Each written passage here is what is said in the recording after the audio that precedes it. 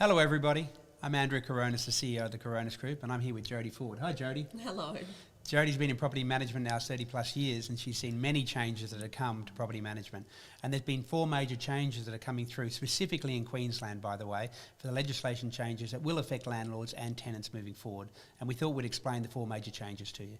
Jodie? So provision number 1, which essentially took effect in 2021, covers off on domestic and family violence. Provision number 2 on pets. Sure.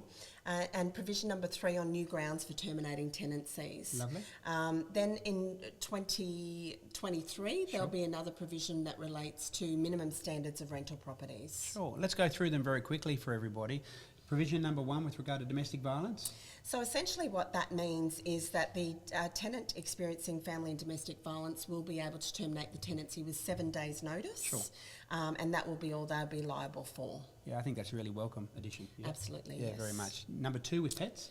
With pets, essentially what that means is that landlords will not have the right to say no to having a pet in the property. Okay.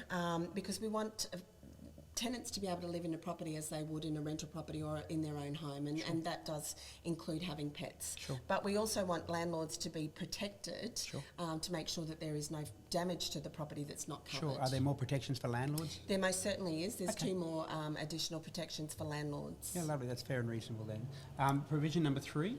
So provision number 3 covers new grounds for terminating a tenancy. Sure.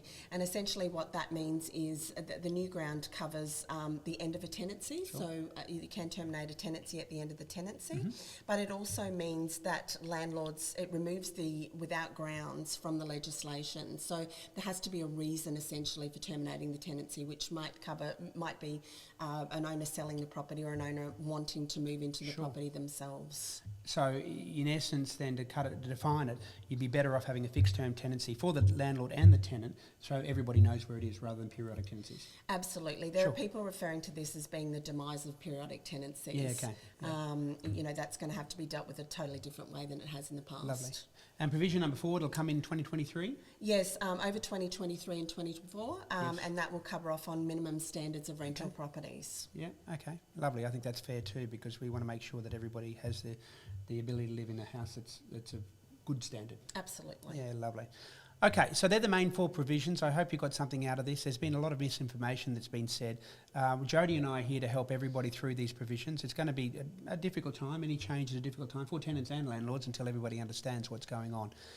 If you want to get more information, please get in touch with Jodie or myself at info@coronis.com.au, and we'd only be too happy to help you. Whether you're a landlord or a tenant, we're here to help both, and we want to be fair and reasonable on both sides, yeah? Absolutely. Lovely. Thanks for your time, everybody, and there'll be more information coming out. Bye. Thank you.